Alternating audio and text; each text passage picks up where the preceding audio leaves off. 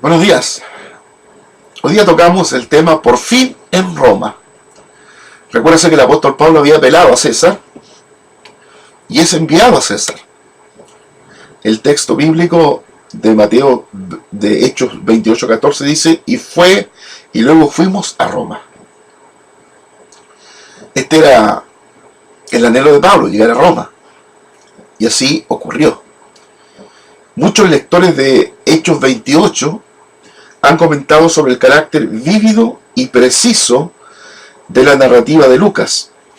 Sin duda se debe a que el propio Lucas acompañó a Pablo a lo largo del viaje desde Cesarea hasta Roma y podía beneficiarse de su diario personal del viaje. Una de las personas que respaldó la precisión del relato es un tal James Smith, navegante escocés con 30 años de experiencia.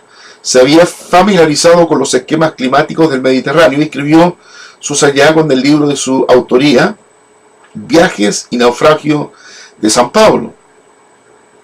Los días iniciales de su viaje junto a las costas orientales del Mediterráneo no presentaron novedades, pero cuando no pudieron encontrar un amarradero apropiado y seguro en Creta, donde pensaban pasar el invierno, navegaron hacia el mar abierto hasta que los alcanzó un viento huracanado desde el noreste y estuvieron durante 14 días navegando a la deriva y finalmente encallaron en la isla de Malta.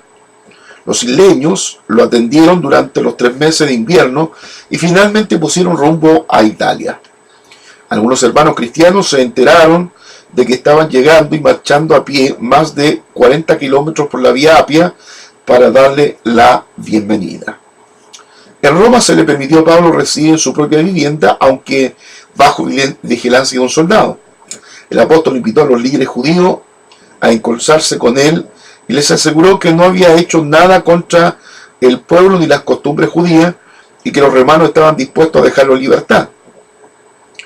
Los líderes respondieron que no habían recibido ninguna información en contra de él y que querían escuchar más acerca de sus creencias.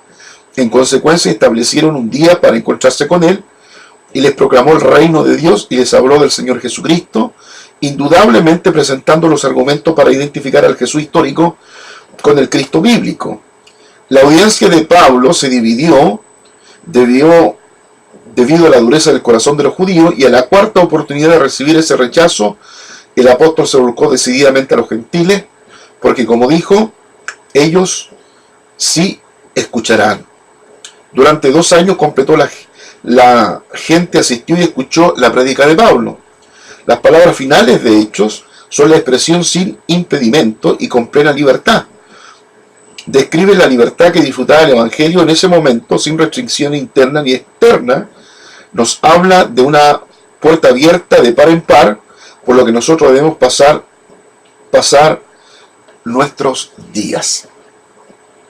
El apóstol Pablo durante 2 años predicó el Evangelio en Roma. Quizás las condiciones en un principio fueron favorables. Primero, estaba en una casa alquilada, custodiado así por romanos, soldados romanos, pero estos no le impedían predicar el Evangelio ni recibir a nadie.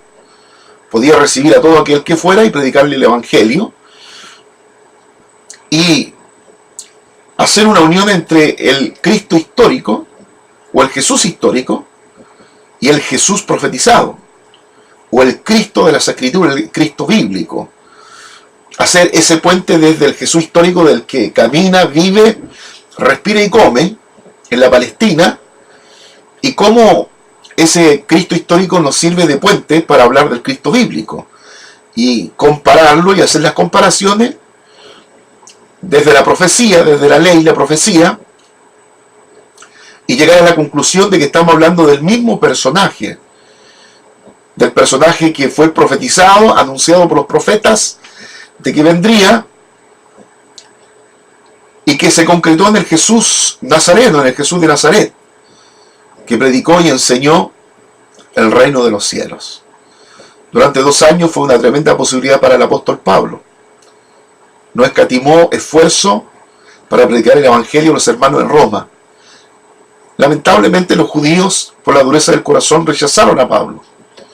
Pero Pablo estaba con claridad que su ministerio apostólico estaba orientado hacia los gentiles, así que inmediatamente se orientó hacia los gentiles y comenzó a predicar el evangelio y encontró una puerta abierta, grande y eficaz, como mismo Pablo dice, una puerta abierta, grande y eficaz para predicar el evangelio. Y fueron multitudes que escucharon el evangelio y muchos de ellos abrieron el corazón a Jesús.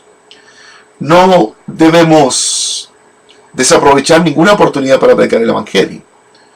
Pablo, aún en la cárcel, privado físicamente, pero no privado espiritualmente, comenzó a predicar el evangelio a multitudes y ya sabemos lo que ocurrió en Roma.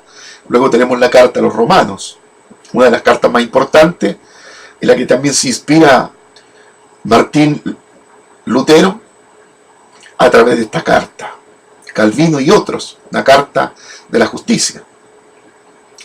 Así que aprovechemos toda oportunidad, todo momento, toda circunstancia para predicar el evangelio. No dejemos de predicar el evangelio y hablar de Cristo a todo aquel que se nos acerca, se nos rodea, ya sea verbalmente, ya sea por internet, cualquiera sea el medio que se nos permita usar para seguir predicando el evangelio. No temamos perder la vida. Temamos a aquel que puede condenar nuestra alma del infierno, pero no a aquel que puede matar el cuerpo, porque solo puede matar el cuerpo, pero no el espíritu. Hagámoslo con ahínco, como la iglesia primitiva en el principio, siendo amenazada, oró a Dios, pidiendo de nuevo para predicar el evangelio. Sigamos predicando el evangelio con denuedo, con tesón, con coraje, aún en las circunstancias adversas en las que vivimos y aún en el contexto social adverso que estamos enfrentando, con leyes anti Dios que se oponen a la verdad y a la verdadera justicia del reino de los cielos.